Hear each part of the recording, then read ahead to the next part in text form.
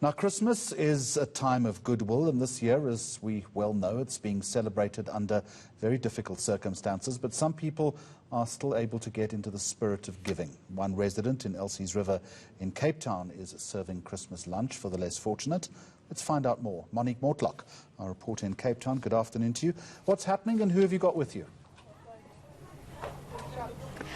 Good afternoon, Jeremy. When we arrived here just after 12, we saw chicken being braised on the one side, we saw salads being prepared on the other side, and dozens of children, along with some parents, lining up outside to get this delicious meal. And it's all thanks to Claudine Coleridge. Claudine, you are originally from Elsies River, and you mentioned to me that even though you no longer live here, this is still your hometown, you still feel a connection to it, and you still wanted to do good. Tell me about the lunch today. Today was just to feed the children who probably won't have a meal tomorrow. We served them 4 different salads, chicken as you saw, and then chicken schnitzels. I just wanted to make a difference for them today because tomorrow I want to spend the day with my family. And you also mentioned that this comes largely out of your own pocket, out of the pockets of your family. We saw dozens of children lining up here and still seeing a few people coming by, asking if there's still food. Why did you feel this need, especially during lockdown?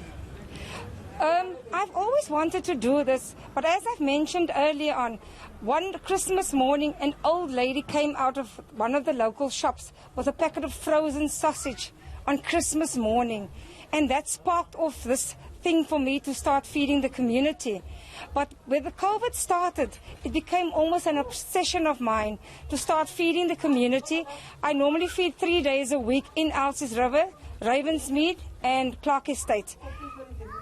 Thank you so much. And I just want to mention the fact that behind me we still have some of Claudine's family members, her friends, still dishing up those last parcels of the delicious meal. And Claudine this isn't the only stop that she's making. She's going to a different part of Elsies River due to some gang disputes in the area. She can't serve all in one go, so she has to break it up. So also that safety factor, and residents have also been cautioned not to come if they don't wear their masks. Their hands were sanitized before they receive their meals.